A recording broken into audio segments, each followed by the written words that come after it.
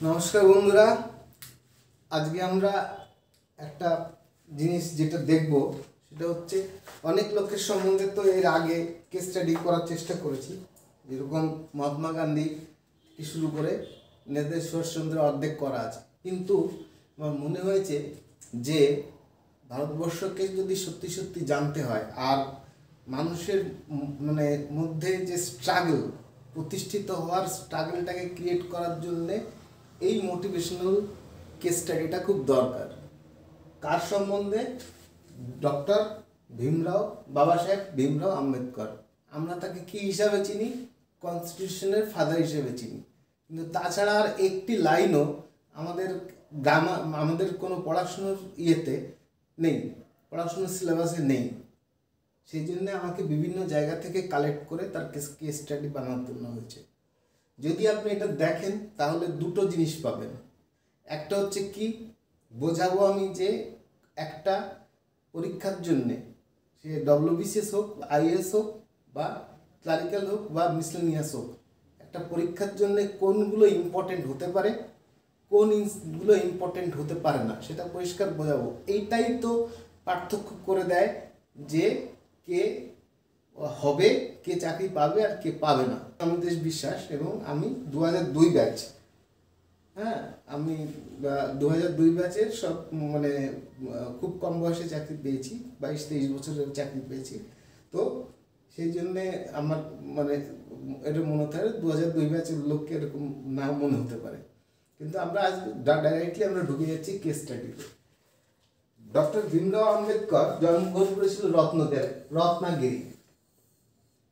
এটা important information. Ratnagiri, এই প্রশ্ন আসার সম্ভাবনা আছে। কেন? যেরকম গান্ধীজির আশ্রমের নাম কি? সবরমতী আশ্রম। তাহলে আম্বেদকর যিনি কত কিছু করেছেন একটু শুনবেন, যে ভারতবর্ষে কার অবদান সব থেকে বেশি সেটা এই কেস স্টাডির পরে বুঝতে পারবেন। আর আমরা কাদেরকে দিয়ে যাচ্ছি, সম্মান দিয়ে যাচ্ছি, আর কার সম্মান প্রাপ্য। This man never got any reservation, এবং রিজার্ভেশন তো পাননি, তার সঙ্গে তখন রিজার্ভেশন ছিল না, স্বাভাবিকভাবে তিনি রিজার্ভেশন পাননি। কিন্তু তা সত্ত্বেও তিনি যা করে গেছেন, যা স্ট্রাগল করে গেছেন, সেটা একটু দেখুন, তাহলে আপনার চাকরি পাওয়াটা সোজা হবে। আর আমি আগে যেগুলো বললাম সেগুলো একটু মনে রাখুন। দেখুন, আমরা সবাই জানি যে আম্বেদকর সাহেব কনস্টিটিউশন অফ ইন্ডিয়া লিখেছিলেন, ড্রাফটিং কমিটির চেয়ারম্যান ছিলেন। কিন্তু আপনারা কি এটা জানেন যে উনি রিজার্ভ ব্যাংকের প্রতিষ্ঠাতে, ওনার রিজার্ভ ব্যাংকের প্রতিষ্ঠাও ওনার হয়েছে? This is important. এটা কোশ্চেন আসতে পারে যে reserve bank, Indian reserve bank কার কার লেখার প্রভাবে প্রভাবিত হয়েছে, সেটা আমরা পরে এক্সপ্লেন করবো আমরা পরে। কিন্তু জেনে নিন, উনি শুধু ফাদার অফ কনস্টিটিউশন না, উনি ফাদার অফ ইন্ডিয়ান রিজার্ভ ব্যাংকও। উনি কি ছিলেন? উনি profound powerful leader, powerful politician, women emancipator, economist, prolific writer, theorist, Buddhism revival করার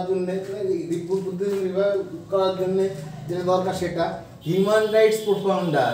this is the main thing. Human rights, আমরা যে স্বাধীনতা ভোগ করি কনস্টিটিউশনে, যে ভারতবর্ষের লোক যে স্পিচ, রিলিজিয়ন, ধর্ম, সমস্ত কিছু যে স্বাধীনতা আমরা ভোগ করি, সেটা আম্বেদকর সাহেবের দেওয়া। এমিনেন্ট স্কলার অ্যান্ড রোজার শার্প ইন্টেলিজেন্স, অর্থাৎ হচ্ছে কাটিং, যে ইন্টেলিজেন্সি যে কোনো জিনিস কেটে দিতে পারে, সেটাকে রোজার শার্প ইন্টেলিজেন্সি বলা হয়। দেখুন, লোকটি কিন্তু রিজার্ভেশনের মাধ্যমে এগুলো করেননি। উনি কি করেছেন? বিএ করেছেন ইউনিভার্সিটি অফ মুম্বাই। উনি এমএ করেছেন, মাস্টার অফ আর্টস এমএ করেছেন, এমএ পিএইচডি করেছেন ফিলোসফিতে। উনি এমএসসি করেছেন ইকোনমিক্সের উপরে। আর উনি জর্জিন ব্যারিস্টার। এই সমস্ত ডিগ্রিগুলো আছে, এরকম একটা লোক ভারতবর্ষে আজকেও নেই, স্বাধীনতার আন্দোলনের সময়ও ছিল না, এবং সেই কোনো দিনই ছিল না, আজকেও নেই। এই কটা যে আমি বললাম ডিগ্রি তার ছিল, সে পড়াশুনো করেছে, সেটা কিভাবে কোন জায়গা থেকে গিয়ে করেছে স্ট্রাগলটা দেখলে বোঝা যাবে। আমরা ছোটো ছোটো একটা চাকরি না পেলে পরে আমরা ভাবি যে পাওয়া যায়, চাকরি পেলাম না, তার জন্য আমাদের কষ্ট হয়। কিন্তু আজকে দেখুন যে মানে কষ্টটা কি, কিভাবে করতে হয় স্ট্রাগল।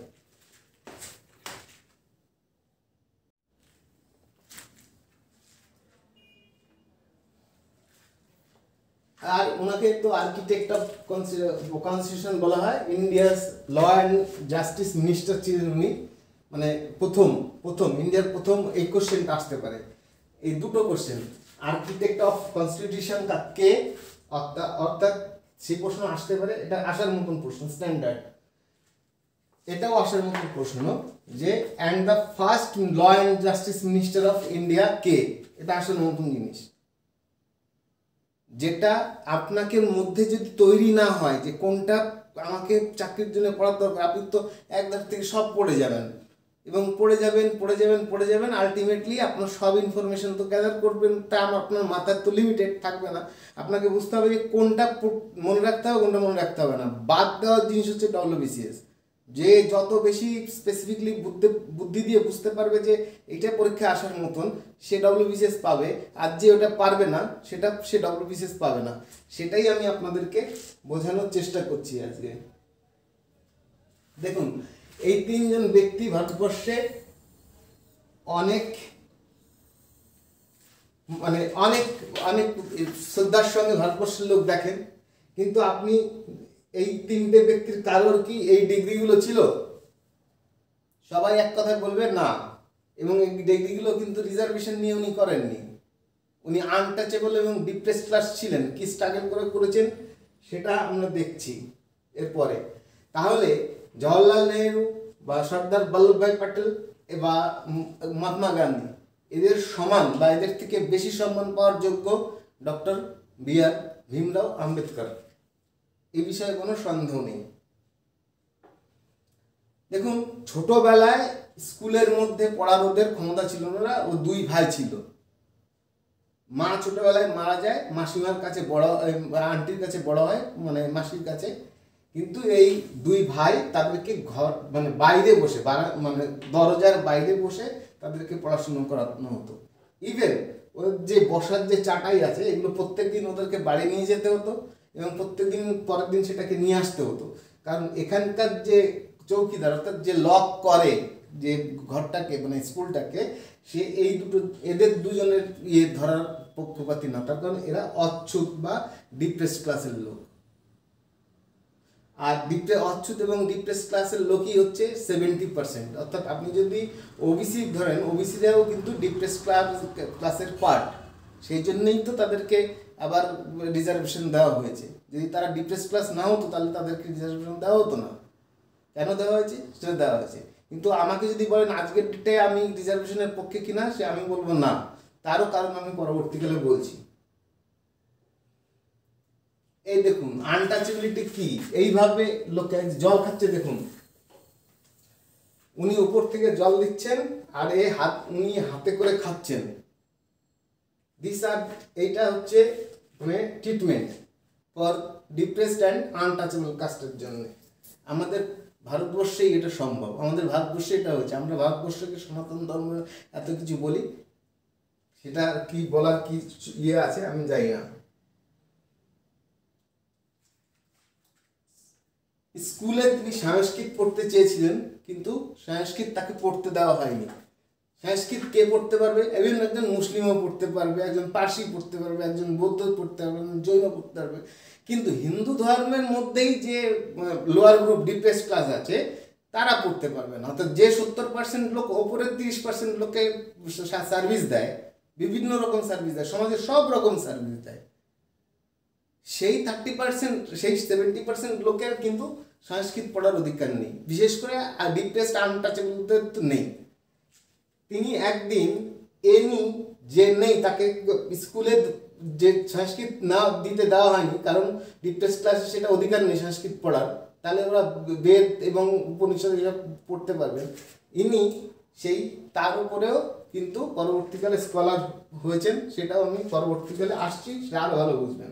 একদিন বৃষ্টি হচ্ছিল, বৃষ্টি হওয়ার জন্যে স্কুল থেকে আসার পথে কোনো একটা জায়গায় একটা বাড়িতে উনি শেল্টার নিয়েছিলেন, কিন্তু বাড়ির মাল কিন্তু ওনাকে ধাক্কা দিয়ে, দেখুন ধাক্কা দিয়ে বাইরে ফেলে দেয় এবং সঙ্গে উনি পড়ে যান, পড়ে গিয়ে এবং ওনার বইপত্রগুলো সব ভিজে যায় এবং নষ্ট হয়ে যায়। এবং বুঝতেই পারছেন যে একটা দরিদ্র ওরকম মানে ডাউন টোটেন একটা দরিদ্র লোকের পক্ষে মানে লোক বা বাচ্চার জন্যে এক বই কি জিনিস, একটা বই কিনতে হলে তাদেরকে কত কষ্ট করে বই করতে হয়।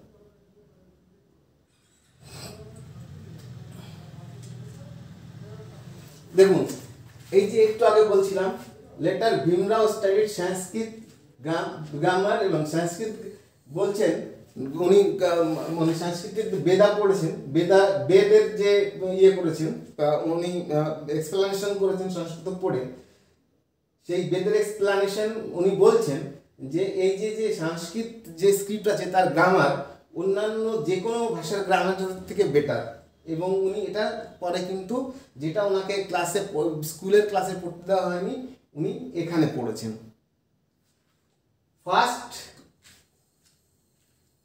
কলেজ ডিগ্রি না ইনি কে, উইদাউট রিজার্ভেশন, কিন্তু আবারও বলছি এইরকম ট্রিটমেন্ট, আগের যে ট্রিটমেন্টগুলোর কথা বললাম, এক জায়গায় ও তাকে মানে সে যখন স্কুলে যেত তখন তাকে কুয়ো থেকে জল খেতে দেওয়া হতো না, সারাদিন তাকে জল না খেয়ে থাকতে হতো, তার কারণ ওখানে জল খাওয়ার পারমিশন তার ছিল না, ইভেন তার ছায়াও মারানোর পারমিশন ছিল না। তাহলে যে স্ট্রাগলগুলো আমি একটু আগে বললাম সেই স্ট্রাগল করতে করতে যাচ্ছেন, তো এদের তো মানুষ এই যে এমনিতেই ভেঙে পড়ে এরকম স্ট্রাগল করতে গেলে, কিন্তু উনি ভাঙেননি। উনি প্রথম ব্যক্তি ডিপ্রেস ক্লাসের যিনি গ্রাজুয়েশন ডিগ্রি অর্জন করেন, প্রথম ব্যক্তি। এবার ওনার পেছনে যদি বলেন একজনের অবদান, আর কারোর কি অবদান নেই? হ্যাঁ আছে। সেটা হচ্ছে কি, এটা মানে বড়দার যে রাজা, হ্যাঁ বড়দার যে রাজা, উনি ওনাকে 11 টাকা 50 পয়সা রিজার্ভেশন দিয়েছিলেন, স্কলারশিপ দিয়েছিলেন। সেই স্কলারশিপ নিয়ে পরবর্তীকালে উনি ইউরোপ আমেরিকায় পড়াশুনো করেন এবং ওই ডিগ্রিগুলো নিয়েছিলেন। এবং এই ভদ্রলোক তখনকার যুগে কীরকম প্রোগ্রেসিভ চিন্তাভাবনা করেছিলেন, তখনকার কিন্তু রাজাদেরও আন্ডারে লেজিসলেটিভ কাউন্সিল ছিল। উনি আইন করেছিলেন যে যারা ডিপ্রেস ক্লাস এবং অচ্ছুতদের সঙ্গে, যারা আনটাচেবল তাদের সঙ্গে বসবাস একসঙ্গে এক জায়গায় বসবে, তারাই কেবলমাত্র কাউন্সিল অফ লেজিসলেটিভ কাউন্সিলে ঢুকতে পারবে, তা না হলে তাদেরকে লেজিসলেটিভ কাউন্সিলে নমিনেশন দেওয়া হবে না। তাহলে বুঝুন যে আজ থেকে 150-200 বছর আগে, 100-150 বছর আগে এই লোককে কতটা, এই বড়দার যে মানে রাজা, তিনি কতটা প্রোগ্রেসিভ মাইন্ডের লোক ছিলেন। কিন্তু কি এবার উনি ওনাকে দেয়, মানে কাউন্সিলের, ওনার কাউন্সিলে ঢুকতে দেয়, লেজিসলেটিভ কাউন্সিলে। কোনো জায়গায় কোনো বাড়িতে বাড়ি ভাড়া পায়নি, কোনো জায়গায় কিচ্ছু পায়নি, না পাওয়ার পরে একটা পার্সি হোটেলে উনি থেকেছেন। পার্সি হোটেলে কি করেছেন, একদিন থাকার পরে আশেপাশের লোক জানতে পেরেছেন যে নাম বদল করে পার্সি হোটেলে থেকেছেন, এবং আশেপাশের লোক পরে জানার পরে 5-7 দিনের মধ্যে ওনাকে ওখান থেকে তারা লাঠি সোটা নিয়ে বের করে দেয় এবং টাইম দেয় সন্ধ্যার মধ্যে চলে যাওয়ার জন্য।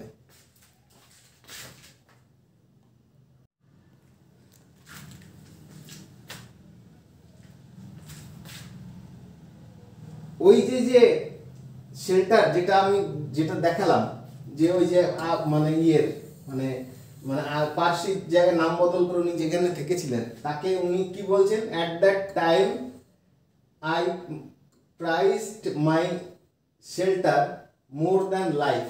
আমার কাছে জীবনের থেকে ওই শেল্টারটা বেশি দামি ছিল।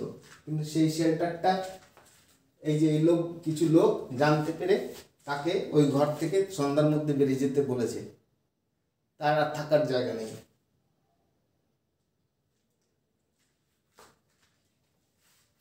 এই যে লাঠি অংশটা নিয়ে আসছে, স্কাউন্ডেল বলছে, বলছে তুমি কি করে মানে এখানে ঢুকতে পারো, এই স্কুলে ইয়েতে ঢুকতে পারো, সেটা এখানে বলা আছে। সন্ধ্যার সময় ওনাকে বের করে দিলে ওনাকে একটা গাছের নিচে এরকম জায়গায় ওনাকে থাকতে হয় এবং মানে থাকতে হয় কি কারণে থাকতে হয়, তার কারণ এখান থেকে সন্ধ্যার মধ্যে তাকে তাড়িয়ে দেওয়া হয়েছিল। এখানে দেখুন যে এই যে দুটো জিনিস, এটা কিন্তু এই পার্সি হোটেলে ছিলেন না ছিলেন এগুলো কিন্তু গুরুত্বপূর্ণ নয়। গুরুত্বপূর্ণ কি, মহারাজা 11 টাকা 50 পয়সা স্কলারশিপ দিয়েছিলেন এবং এই মহারাজা যারা অচ্ছুত তাদের সঙ্গে যারা বসতে চাইবে তাদেরকেই কেবল আইনসভাতে জায়গা দেবেন, সেই করেছিলেন, ওইটুকু জানাই যথেষ্ট। এবং উনি বরোদার রাজা ছিলেন, বাস। এর মধ্যে আর কি পার্সি কিনা এটা এমনি জানার জন্য, এটা পরীক্ষা আসার মতন নয়। পার্সি হোটেলে থাকা, এই যে ওখান থেকে তাড়িয়ে দেওয়া, এটাও নয়। এই কোডটাও যেটা বললাম এটাও কিন্তু পরীক্ষা আসার মতন নয়, কিন্তু এটা কেস স্টাডির পার্ট বললে আপনি বললাম যে স্ট্রাগলটা বোঝানোর জন্য।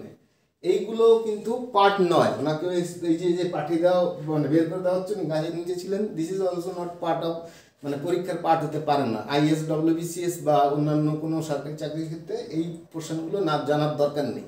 সেই জন্য বলছি বাদ দিলে পরে কী হয়, কিন্তু কেস স্টাডি যেহেতু উনি আজকে আমি মোটিভেশনাল স্ট্রাগল কীভাবে করতে হয় তার উপর যেহেতু ভিডিও করছি, সেই জন্যে সেই ভিডিও হচ্ছে এই লোককে এনাকে দিয়ে করলে পারে তাহলে বোঝা যায় যে মানুষ, আমরা ছোট ছোট ব্যাপারে কীরকম আনন্দিত হয়ে যায়। আমার বাড়িতে একজন আইআইএম চান্স করে, বা বিরাট ব্যাপার। আর সে কি তখনকার যুগে 5টা সাবজেক্টে ডক্টরেট ডিগ্রি করেছেন সারা পৃথিবীর বিভিন্ন জায়গা থেকে। তারপরে তা আর কি করেছেন সেটা পরবর্তীকালে আসছি। দেখুন ওনার মানে কি করতে হয়নি, উনি 5 বছর ইয়েতে থেকে মানে ইউরোপে আমেরিকা থেকে উনি বুঝতে পেরেছিলেন যে মানে ভুলেই গেছিলেন যে ইন্ডিয়াতে উনি আনটাচেবল ছিলেন। ওনার অনেকগুলো বাচ্চা ছিল, 4 জন বাচ্চা ছিল, তাদেরকে ভরণ পোষণ করার জন্য তাকে তো কিছু একটা করতে হতো। উনি টিউশন পড়িয়েছেন, নেট পড়িয়েছেন, সমস্ত কিছু করেছেন। তারপরে একটা বিজনেসও করেছেন। উনি তো ইকোনমিক্সেও ডক্টরেট। বিজনেস করেছেন কি যে মানে ফান্ডের মানে ফান্ড জমা হবে, মানে ছোটোবেলা মানে স্মল ফান্ডের বিজনেস শুরু করেছিলেন। যখন সবাই জানতে পেরেছে উনি লোয়ার কাস্টের লোক, ওনার কাছ থেকে সমস্ত টাকা তুলে নেওয়া হয়েছে এবং উনি সেটাও হলো। লাস্টলি উনি যখন ভাবলেন ওনার ভালো সময় এসছে, সেটা কি, সেটা হচ্ছে এটা, উনি প্রফেসর হিসাবে চাকরি পেলেন। কোথায়? Sydenham college Mumbai, commerce and economics, college of commerce and economics Mumbai. এইটা আসার মতন কোশ্চেন। আর এইখানে আর যেটা বললাম, this is a part of case study, এই কোশ্চেনটা আসার মতন। তিনি কোথায় প্রথম মানে কোন কলেজে প্রথম প্রফেসর চাকরি পেয়েছিলেন। কিন্তু পড়ালেখা করা যে সমস্ত গাঁওয়ার আছে, পড়ালেখা করা লোক তো আরও বেশি গাঁওয়ার, মানে অশিক্ষিত লোকদের থেকে ওরা তো আরও বেশি ভয়ঙ্করভাবে গাঁওয়ার হয়। এরা কি করলো, এই ইউনিভার্সিটিতে যখন আম্বেদকর ঢুকলেন তখন এরা বললো যে ওনার সঙ্গে কমন ওয়াটার সোর্স আমরা ইউজ করবো না, উনি যে জায়গা ইউজ করবেন সেই জায়গায় আমরা টাচ করবো না এবং ওনার সঙ্গে আমরা বসবো না। এরাও সবাই কিন্তু উচ্চশিক্ষিত, অর্থাৎ উচ্চশিক্ষিত লোকের মধ্যে দেখুন মানে কিরকম চিন্তা ভাবনা। এইবার আমরা যেটাতে আসব সেটা হচ্ছে যে ওখানে যে মানে আইন পাস করা হয় বড়োদাতে, মানে নাহার মিউনিসিপ্যালিটিতে, মাহার মিউনিসিপ্যালিটিতে। দান্ডি মার্চের মতনই একটা জিনিস, সেটাও ইম্পর্টেন্ট জিনিস, সেটা উনি করেছিলেন। সেটা কি, এই যে এখানে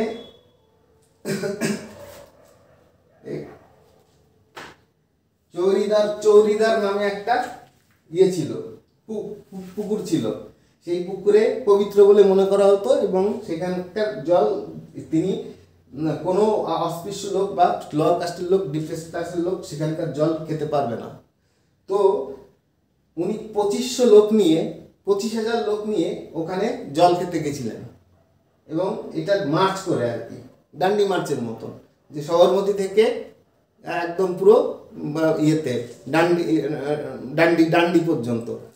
এবং এটাও ইকুয়ালি গুরুত্বপূর্ণ জিনিস যে তার আগে সত্যাগ্রহর যে মডেল, সেই মডেল কে তৈরি করেছিলেন? আম্বেদকর তৈরি করেছিলেন। এখানে এই যে 25,000 লোককে সঙ্গে নিয়ে গিয়ে এটা ভাঙার চেষ্টা করেছিলেন। কি হয়েছে তখন? কি হয়েছে? উঁচু কাস্টের যারা ডমিনেন্ট কাস্ট বলতে কি বোঝায়? সমাজে যাদের কাছে প্রতিপত্তির টাকা পয়সা সমস্ত কিছু বেশি আছে, অর্থাৎ উপরের 20% লোক, 30% লোক, আর যারা নিচের 30%-এর নিচের যারা লোক, যারা ওদেরকে সার্ভ করে নিজেদের পেট ভরায়, নিজেদের মানে জীবনযাপন করে, এটা হচ্ছে ডিপ্রেসড ক্লাস। তো এবার কি হলো, এই যে জল খাওয়ার জন্য এদেরকে তো মেরে তাড়ালো, 25,000 লোককে মেরে হাত পা ভেঙে তাড়িয়ে দিল। তাড়িয়ে দেওয়ার পরে এখানে এরা যজ্ঞ করেছে ওই পুকুরটাকে আবার যাতে করা যায়। এই যে আম্বেদকর সাহেব জল খাচ্ছেন পুকুর থেকে, এই পুকুরটাকে উনি যাতে আবার নেক্সট টাইম করা যায়, যে মানে মানে ব্যবহার করা যায়, তার জন্য যজ্ঞ করেছে। যজ্ঞ করে এই পুকুরকে আবার হোলি প্লেস অর্থাৎ পবিত্র জায়গা বানানো হয়েছে। তাহলে বুঝুন স্ট্রাগলটা কি পরে কিভাবে স্ট্রাগল হতে হয়। সবাই বলে যে আম্বেদকরের সঙ্গে গান্ধীজির একটা বিরাট বিরোধ ছিল, কিন্তু একদম বাজে কথা, পুরো বাজে কথা। ইতিহাসে কোনো কিছু আম্বেদকর সম্বন্ধে লেখাই নেই, তো লোকে জানবে কি করে? ধারণা থেকে লোকে বলে। তার কারণ গান্ধীজি ইনি পরস্পরের পরিপূরক, ইনি যা ভাবছেন ইনিও তাই ভাবতেন, কিন্তু ইনিও যা চাইতেন ইনিও তাই চাইতেন রিগার্ডিং ডিপ্রেস ক্লাস, কিন্তু পদ্ধতিটা একটু আলাদা। আর তার মধ্যে ইংরেজদের খেলার একটা ব্যাপার ছিল। 1932 সালে পুনা প্যাক্ট ছিল। এর আগে একটা মানে যেটা হয়, ব্রিটিশ গভর্নমেন্ট সিদ্ধান্ত নেয় ব্রিটিশ কাউন্সিলতে ভারতবর্ষে হবে, মানে কমিউনাল কাস্টিজম ভোটিং সিস্টেম হবে, অর্থাৎ ভোটে মানে দুটো পক্ষ থাকবে। একটা হচ্ছে মানে ওই যারা আনটাচেবল এবং ডিপ্রেস ক্লাসের লোক তাদের জন্য একটা পার্লামেন্ট, আর একটা হচ্ছে যারা উঁচু জায়গায় তাদের পার্লামেন্ট, এবং দু জায়গাতেই মানে বিল পাস হলে তবেই সেটা আইন হবে।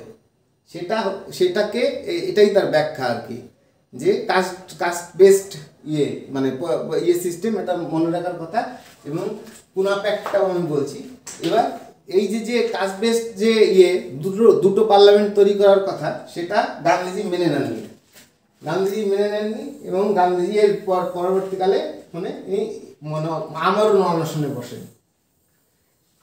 আমরণ অনশনে বসলে পারে তখন গান্ধীজির প্রতি যে শ্রদ্ধা তার আছে, সেই শ্রদ্ধার জন্যে উনি তার গান্ধীজি তখন ইয়ারবেটা মানে বোম্বে ইয়ারবেটা জেলে ছিলেন এবং জেলেই তিনি অনশন করছিলেন।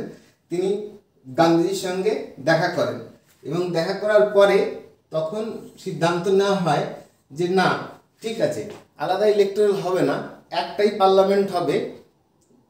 ওখানে যদি সিস্টেম হতো তাহলে রাজ্যসভা লোকসভা হতো না, কি হতো? দুটো পার্লামেন্ট হতো। একটা হচ্ছে মানে যারা 70% লোক, যারা ডিপ্রেসড এবং আনটাচেবল, তাদের জন্য একটা পার্লামেন্ট, আর একটা হচ্ছে উপরে 30% লোক, যাদের কাছে সব টাকা পয়সা থেকে গাড়ি বাড়ি সোনা দানা সব কিছু যাদের কাছে আছে, যাদের কাছে 90% টাকা যাদের কাছে আছে, ভারতবর্ষের 90% সম্পত্তি যাদের কাছে আছে, তাদের একটা হচ্ছে পার্লামেন্ট। এই দুই পার্লামেন্ট, তাহলে রাজ্যসভা লোকসভা হতো না, এই দুটো পার্লামেন্ট হতো।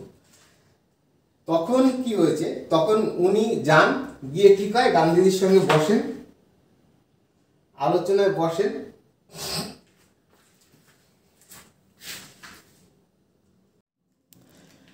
গান্ধীজির সঙ্গে আলোচনায় বসেন এবং গান্ধীজিকে উনি মানে দেয় আর কি, যে মানে মানে সারা ভারতবর্ষের যে আছে রিজার্ভেশন দেওয়ার কথা বলে গান্ধীজি, যে ঠিক আছে তো ইয়ে নেই, আলাদা ইলেকট্রালের দরকার নেই। যত পার্সেন্ট লোক ভারতবর্ষে ডিপ্রেস ক্লাসের আছে তত পার্সেন্ট লোকের জন্য রিজার্ভেশন দেওয়া হবে। রিজার্ভেশন কিসে? আইনসভায়, যেখানে পার্লামেন্টে। এইবার পরবর্তীকালে এইবার আসলো হচ্ছে পরের জিনিস, সেটা হচ্ছে কনস্টিটিউশন তো ছাড়া কোনো দেশ নয়। ভারতবর্ষ 1947 সালে 15 আগস্ট স্বাধীন হয়েছিল, কিন্তু প্রকৃত স্বাধীনতা কিন্তু সেদিন নয়। তার কারণ 1947 সালে 15 আগস্টে ওই ভাইসরয় ছিলেন এবং ডমিনেন্ট ডোমেইন হিসাবে ভারতবর্ষ ছিল যতদিন না পর্যন্ত হয়েছে, মানে কনস্টিটিউশন হয়েছে। কোনো দেশের কনস্টিটিউশন থাকলে এবং সেই দেশকে যদি বাইরের দেশ স্বীকৃতি দেয় তবেই সেই দেশটা সার্বভৌম এবং তখনই সেটা একটা রাষ্ট্র। অর্থাৎ ভারতবর্ষে একটা রাষ্ট্র পরিণত হয়েছে কিন্তু 26শে জানুয়ারি 1950। সেইটা ডেটটা যেদিন আমাদের কনস্টিটিউশন এনফোর্সমেন্ট হয়, কম্পিটিশন চলে এবং তারপরে হয়, মানে পরবর্তীকালে প্রাইম মিনিস্টার আসে বা প্রেসিডেন্ট আসে, আমাদের ব্যবস্থায় চলতে থাকে। অর্থাৎ এবার গান্ধীজির কাছে এই বল্লভভাই প্যাটেল এবং নেহরুজি যান, গিয়ে বলেন যে এই কনস্টিটিউশন কে তৈরি করবে, আমরা বিদেশ থেকে কার থেকে তৈরি করবো, কেন করবো। তখন গান্ধীজি বলেন যে আমাদের দেশে পৃথিবীর সব থেকে বেশি বিদ্বান ব্যক্তি থাকতে আমরা অন্য কারোর কাছ থেকে কি করে, মানে অন্য কারোর কাছ থেকে কি করে নেব, মানে কনস্টিটিউশন বানানোর জন্য লোক নেব। তার কারণ এর থেকে ভালো লোক তো নেই, স্বাভাবিকভাবে উনি করলেই ওটাই সবচেয়ে বেটার হবে। তখন ওনাকে কনস্টিটিউশনের চেয়ারম্যান বানিয়ে দেওয়া হয় ড্রাফটিং কমিটির, এবং প্রথম ল মিনিস্টারও হন, মানে ল মিনিস্টার, ভারতবর্ষের প্রথম ল মিনিস্টার হন। ঠিক আছে। এবার ইনি কি করলেন ল মিনিস্টার হওয়ার পরে? দেখুন, আমাদের সংবিধান হচ্ছে পৃথিবীর মধ্যে সবচেয়ে বড় সংবিধান। তাতে কি আছে? 12টা শিডিউল আছে, 448টা ধারা আছে, আর্টিকেল। লেগেছিল কতদিন?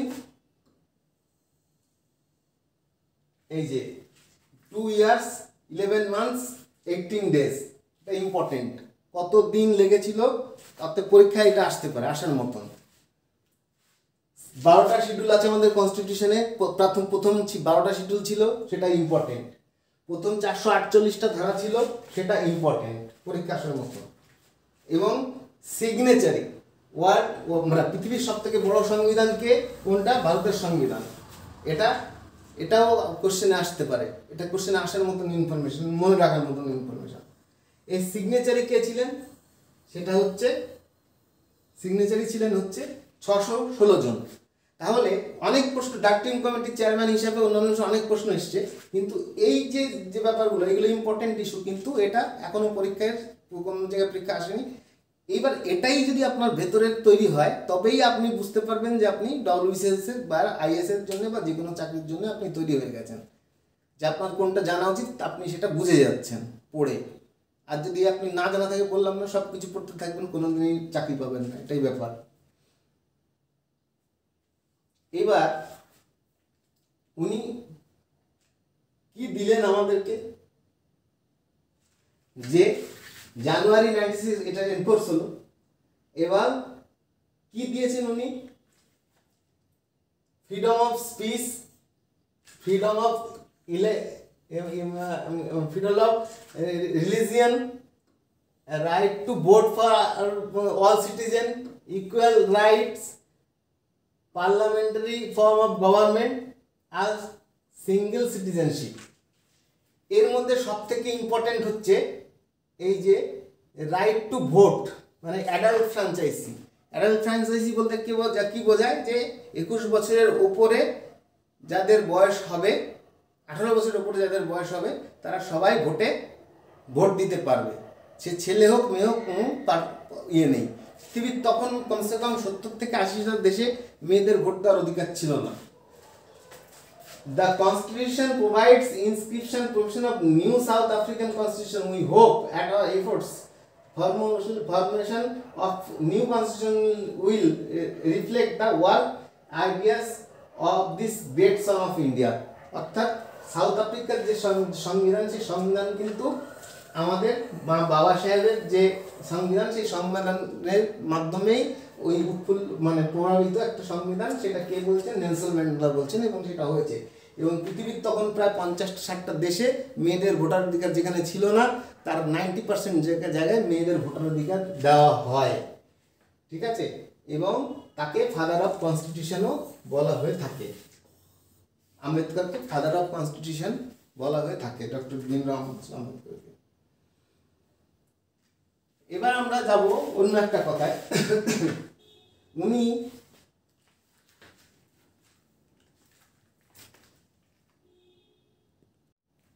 হ্যাঁ, ভারতবর্ষের আস্তে আস্তে আস্তে আস্তে আস্তে আস্তে অনেক মানে ইংরেজরা ছাড় দিতে দিতে দিতে দিতে শাসন করছিলেন।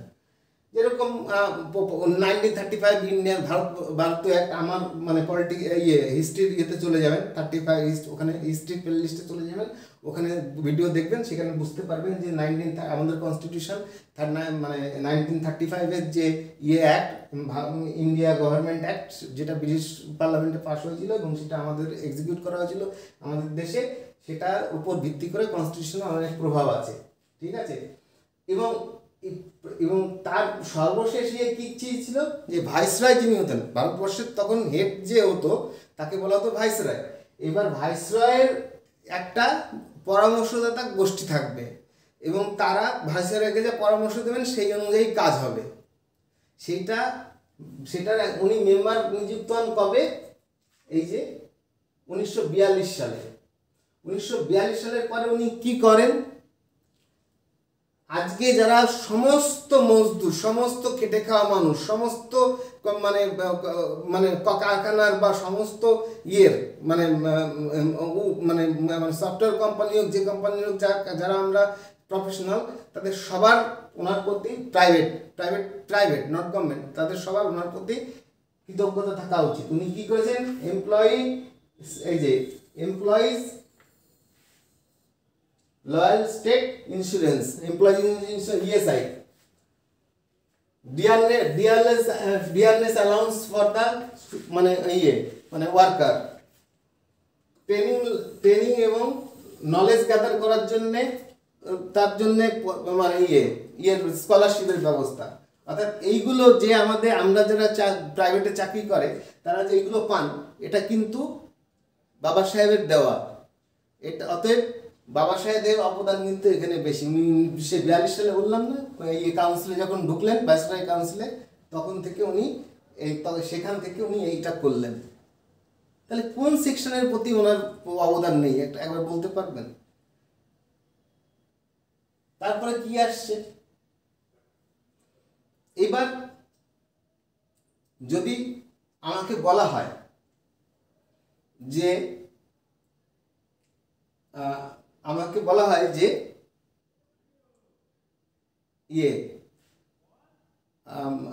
এখন আমি রিজার্ভেশনের পক্ষে কিনা, না, আমি রিজার্ভেশনের পক্ষে না। তার কারণ হচ্ছে এই, যদি ভারতবর্ষের ওপরের 30% লোক যে প্রাইভেট স্কুলে পড়াশোনা করাচ্ছে, যে অপরচুনিটি দিচ্ছে, যে পয়সা তাদেরকে আছে, সেরকম ইকুয়াল সিস্টেম অফ এডুকেশনের পক্ষে আমি। সেই ইকুয়াল সিস্টেম অফ এডুকেশন যদি গভর্নমেন্ট বানায়, তাহলে কারোর জন্যে কোনো রিজার্ভেশনের দরকার হবে না। এটা 100% শিওর, কারোর জন্য দরকার হবে না রিজার্ভেশন। এবং সেটাই গভর্নমেন্টের করা উচিত, যে পড়াশুনোর মানের স্তর, স্কুলের স্তর এবং শিক্ষকদের স্তর বাড়ানো, এবং প্রাইভেট মানে যেরকম দিল্লিতে ক্যাজুয়াল গভর্নমেন্ট করে দেখিয়েছে। দিল্লিতে এখন প্রাইভেট স্কুল থেকে গভর্নমেন্ট স্কুলে লোকে বাচ্চা নিয়ে এসে পড়াচ্ছে। তার কারণ গভর্নমেন্ট স্কুল অনেক গভর্নমেন্ট স্কুল বেটার হয়ে গেছে দিল্লির পাবলিক স্কুল থেকে, মানে প্রাইভেট স্কুলগুলোর থেকে। সেখান থেকে ছাড়িয়ে নিয়ে এসে লোকে গভর্নমেন্ট স্কুলে পড়াচ্ছে। অর্থাৎ দিল্লি যদি পারে, তাহলে সারা ভারতবর্ষে যদি এটা করা হয়, তারপরে যদি রিজার্ভেশন নাও দেওয়া হয়, তাহলেও কোনো নেই, প্রবলেম নেই। কিন্তু গান্ধীজি কিন্তু রেগুলেশন করেননি এই রিজার্ভেশনের জন্য, কিন্তু আম্বেদকর রেগুলেশন করেনি কোনো। উনি কি করেছেন, একের পর এক বিভিন্ন ধরনের পত্রিকা ছাপিয়েছেন, ডেলি পত্রিকা, সাপ্তাহিক, 15 দিনের ছাপিয়েছেন, এবং তাতে মানুষের মাথা, ব্রেন এবং হৃদয়কে টাচ করেছেন, যে তারা মানে ডিপ্রেসড ক্লাসের কষ্ট কি। আর এই যে মানে এই যে দেখছেন যে এইগুলো যদি মানে অ্যাভেলেবেল করানো হয় সমস্ত ইয়েকে, তাহলে বোধ হয় আমাদের রিজার্ভেশনের আর কোনো দরকার হওয়ার কথা নয়। এইবার কি হয়েছে, there is so much similarity between position of untouchable of India of the নিগ্রোদের সঙ্গে যে ব্যবহার করা হয় আফ্রিকার করা হতো, ঠিক তেমন ব্যবহার করা হতো এই দেশেরই লোক, এই দেশেরই হিন্দু রিলিজিয়নের লোকের নিচের সেকশনের সঙ্গে তারই ধর্মের লোক, তারই ধর্মের লোক, কিন্তু তাকে তার মন্দিরে যেতে দেবে না, মন্দিরের সামনে দিয়েও যেতে দেবে না, এবং একসঙ্গে জল খাবে না। একই ধর্মের মানুষ, কিন্তু শুধু নিচের ক্লাসের লোক বলে সেজন্য ওরা পারবে না যেতে। একজন মুসলিম যেতে পারবে সামনে দিয়ে, মন্দিরের সামনে দিয়ে। একজন পার্সি যেতে পারবেন মন্দিরের সামনে দিয়ে। একজন অন্য ধর্মের লোক যেতে পারবেন, বুদ্ধ ধর্মের লোক যেতে পারবেন, জৈন ধর্মের লোক। কিন্তু নিচের কাস্টের যারা আছে, ডিপ্রেসড ক্লাস যারা আছে, যারা এই ধরুন ওবিসি এবং এসসি এসটির মধ্যে পড়ে, তাদের কোনো অধিকার ছিল না। এইবার উনি ঠিক করেন যে উনি রিলিজিয়ান চেঞ্জ করবেন। উনি যখন ঠিক করলেন, তখন প্রচুর লোক ওনার কাছে আসে, যে প্রচুর ধর্মের লোক, যে আমাদের রিলিজিয়ন নিন। উনি তাদেরকে বিভিন্নভাবে প্রশ্ন করার পরে তারা নিজেরা চুপ করে চলে যান। তার কারণ উনি সমস্ত ধর্মের অলরেডি কি আছে সমস্ত পড়ে নেওয়া, এবং তাতে উনি স্কলার হয়ে অলরেডি বসে আছেন। উনি কি করতেন, গৌতম বুদ্ধ সম্বন্ধে সব থেকে বেশি উনি হয়েছিলেন লিবারাল যে ধর্ম বলে ওনার মনে হয়েছিল পড়াশুনো করে। এবং এই 14 অক্টোবর 1956 উনি প্রায় মানে উনি ঘোষণা করেন যে উনি করবেন, বুদ্ধ ধর্ম গ্রহণ করবেন। 5 লাখ লোক একসঙ্গে ওনার সঙ্গে বুদ্ধ ধর্ম গ্রহণ করেছিল। 5 লাখ লোক একসঙ্গে ওনার আম্বেদকরের সঙ্গে বুদ্ধ ধর্ম গ্রহণ করেছিল। This is must be important. কিন্তু এই ইতিহাসে আপনি এসব কিছু পাবেন না। তার কারণ ডিপ্রেস ক্লাসকে যেমন ছোঁয়াবারণ, ডিপ্রেস ক্লাস যাই করুক না কেন, ভারতবর্ষকে বানাক, কনস্টিটিউশন বানাক, একটা দেশ বানাক, যাই করুক না কেন, তার ইতিহাসের কথায় জায়গায় হবে না। কংগ্রেস ছিল, এরকমই ছিল কংগ্রেস। এবার কি এই বললাম, এই 50,000 লোককে নিয়ে করেন, মানে উনি ধর্ম পরিবর্তন করেন এবং বলেন we are Indians firstly and lastly. প্রথমেও আমরা ইন্ডিয়ান, পরবর্তীকালে আমরা। ওশো বলেছেন যে আম্বেদকরের মতন লোক 5000 বছরে একজন জন্মায় না, 5000 বছরেও একজন জন্মায় না আম্বেদকরের মতন একজন লোক।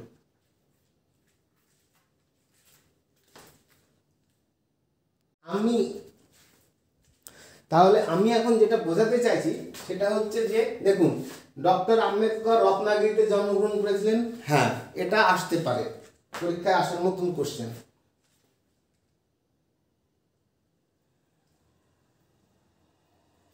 ভারতের কনস্টিটিউশনের ড্রাফট কমিটির চেয়ারম্যান কে, নিশ্চয়ই আসতে পারে।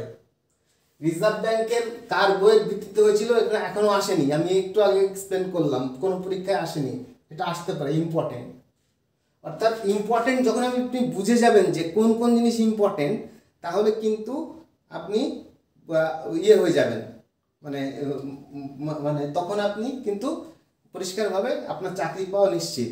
প্রথমে আপনাকে ওই স্ট্যান্ডার্ড নিতে হবে, বুঝতে হবে যে কোনটা চাকরি পরীক্ষা আসার মতন আর কোনটা চাকরি পরীক্ষা আসার মতন নয়। দেখুন এইগুলো হয়েছে যে এর কোনোটাই মনে রাখার দরকার নেই, কিন্তু এই অ্যাডাল্ট ফ্র্যাঞ্চাইজি যেটা আছে, উনি ইকোনমিক্স ছিলেন, প্রফেশনাল করেছিলেন, এসব কোনো কিছু এইগুলো কিন্তু ওনাকে বর্ণনা করার জন্য, আমি যেহেতু কেস স্টাডি করছি তার জন্য দেওয়া আছে। এইগুলোর একটাও কোনো কিছুর দরকার নেই মনে রাখার, মানে পরীক্ষার জন্য। কিন্তু এমনি যদি মনে রাখা হয় তাহলে হিস্ট্রি আপনার কাছে ইন্টারেস্টিং হবে। হিস্ট্রি কী দেখায়, তোমার পেছনের জিনিসগুলো দেখায়, আর সেই পেছনের অভিজ্ঞতা নিয়ে আপনাদের সামনে কীভাবে এগিয়ে যাবে সেটাই হচ্ছে ব্যাপার। হিস্ট্রি খুবই মানে ইন্টারেস্টিং জিনিস। যখন যে ইন্টারেস্ট পেয়ে যাবে তখন সে হিস্ট্রি ছাড়া অন্য কোনো কিছুর প্রতি তার আর কোনো ইয়ে থাকবে না। ইতিহাস একবার যদি, ইতিহাসের জন্য যারা একবার মানে মানে ইয়ে পেয়ে যাবে, মজা পেয়ে যাবে যে ওই ইতিহাসের মধ্যে থেকে কী জানা যায়, সে কোনোদিনও আর ইতিহাস ছাড়তে পারবে না। আর আমরা সব থেকে ভয় করি হচ্ছে ইতিহাসকে।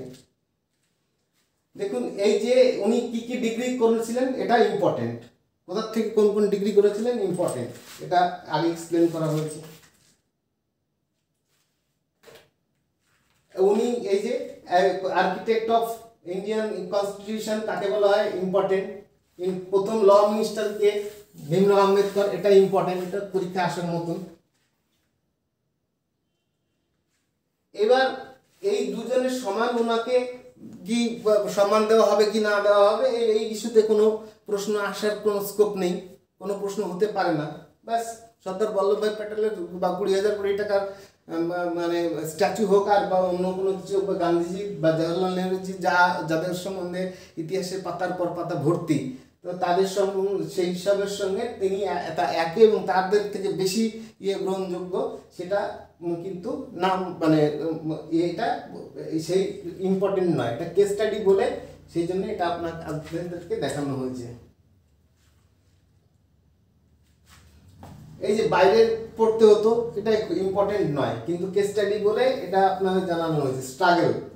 স্ট্রাগল বোঝানোর জন্য কিভাবে মানে তাকে বড় হতে হয়েছে। এই যে এটা আনটাচেবলরা এইভাবে জল দাঁড়াতে, এটা সবাই জানে, এটা পরীক্ষা আসবেন বা আসার মতন কোশ্চেন এটা নয়। কিন্তু এই যে এই বাড়িতে ঢুকে গেছিল, বাড়ি অপবিত্র হয়ে গেছিল, সেই জন্য এই যে ইয়ে করা, উনি সংস্কৃত পড়তে চেয়েছিলেন, সংস্কৃত ওনাকে পড়তে দেওয়া হয়নি, এটা ইম্পর্টেন্ট। কিন্তু ওনাকে বাড়ি থেকে ধাক্কা মেরে বের করেছিল মানে বৃষ্টির জন্য শেল্টার নেওয়ার জন্য, ইম্পর্টেন্ট নয়, এটা পরীক্ষায় আসার মতন বিষয় নয়। এটাই হচ্ছে এইভাবে ইম্পর্টেন্ট ব্যাপারটা নিজেকেই বুঝে নিতে হবে। এবার উনি সংস্কৃত স্কলার হয়েছিলেন, দেখলেন ওখানে সংস্কৃত তাকে পড়তে দেওয়া হয়নি, অন্য ধর্মের লোকদের সংস্কৃত পড়তে দেওয়া হতো সম্পূর্ণ না। সংস্কৃত পড়েছেন এবং বেদকে মানে এক্সপ্লেন করেছেন এবং তিনি বলেছেন যে সংস্কৃতের গ্রামার হচ্ছে সব থেকে উন্নত গ্রামার পৃথিবীতে। অর্থাৎ উনি সংস্কৃতে যে জিনিস তাকে পড়তে দেওয়া হয়নি সেই জিনিসটা কিন্তু উপর তিনি মাস্টার ডিগ্রি করেছেন। First college degree from his caste, Mahar কমিউনিটির উনি লোক ছিলেন, সেই মাহার কমিউনিটিতে ভারতবর্ষের প্রথম মানে গ্রাজুয়েশন উনি, এটা মনে রাখার মতন। এই আর এগুলো তো কেস স্টাডির জন্য, এই যে ভেঙে যায় এই সমস্ত কষ্ট পেলে যে লোকে ভেঙে পড়ে, এবং তারপরে উনি কিন্তু ভেঙে পড়েননি, উনি কিন্তু তারপরেও চালিয়ে গেছেন। First college degree India from the country, তো বললাম। এই বরদার রাজা ওনাকে কত স্কলারশিপ দিয়েছিলেন, কত টাকা স্কলারশিপ দিয়েছিলেন সেটা ইম্পর্টেন্ট, কিন্তু এটা এবং পরবর্তীকালে আনটাচেবলদের সঙ্গে না বসলে লেজিসলেটিভ কাউন্সিলে তারা ভোটে দাঁড়াতে পারবে না বা ঢুকতে পারবে না, সেই প্রোগ্রেসিভ মেন্টালিটি রেখেছেন, তাই সেই বরদার মহারাজা, এটা ইম্পর্টেন্ট। ঠিক আছে, যেটা হচ্ছে 1919 সালে হয়েছিল ব্যাপারটা। এবং এই যে পার্সিতে যে একটা জায়গায় পার্সি হোটেলে উনি নাম বদল করে থেকেছিলেন, এটা ইম্পর্টেন্ট নয়। এটাও ইম্পর্টেন্ট নয় যে উনি এই কথা করেছেন অন দ্যাট টাইম, ইম্পর্টেন্ট নয়। এই যে সবাই মিলে ওটা বের করে দিচ্ছে না, ওটা নট সো মাচ ইম্পর্টেন্ট, কিন্তু স্ট্রাগল কাকে বলে সেটা বোঝানোর জন্য এই কেস স্টাডিতে এটা রাখা হয়েছে। এই যে উনি বাইরে গিয়ে সন্ধ্যার মধ্যে বাইরে বের করে দেওয়া হয়েছে, এটা ইম্পর্টেন্ট নয়। কেস স্টাডি এবং স্ট্রাগল, কিভাবে একটা স্ট্রাগল করে আমরা ছোট ব্যাপারে একটা চাকরি না পেলে পরবর্তীকালে আবার মানে নিজের চেষ্টা না করে আমরা আর রাস্তায় বসে যাচ্ছি যে আমাদের চাকরি দিতে হবে, সেটা নয়। কিন্তু কিভাবে নিজেকে তৈরি করতে হয়, কিভাবে স্ট্রাগল করতে হয়, সেটা বাবা সাহেবকে যদি ভালো করে বলা যায়, তার থেকে আর বেটার কোনো পদ্ধতি হতে পারে না। উনি কি কি করেননি এগুলো সব কিন্তু উনি প্রফেসরশিপ কোথায় পেয়েছিলেন সেটা ইম্পর্টেন্ট, সেটা হচ্ছে এই সিনহাম কলেজের এটা। তার মানে এইখানে যে কটা জিনিস লেখা আছে সেই লেখার মধ্যে যে এরা মানে শিক্ষিত গাওয়াররা যারা ওর সঙ্গে জাত শেয়ার করবে না, অনেকগুলো বাচ্চা ছিল, উনি এই যে কি ধরনের ব্যবসা করলেন, এবং লাস্টলি মানে এখান থেকে বেরিয়ে গিয়ে উনি মানে ল প্রফেশনটা নিয়ে নিলেন, লয়ের ওপরে মানে ব্যারিস্টারির কাজ শুরু করলেন। তখন থেকে ওনার মানে ওনার আর্নিং সোর্সের কোনো আর অসুবিধা থাকেনি। অতএব এটা এখানে ইম্পর্টেন্ট, তিনি কোন কলেজে প্রফেসরশিপ পেয়েছিলেন। এইটা এখানে এই যে এই মানে ইয়েটার নাম, মানে এই পুকুরটার নাম হচ্ছে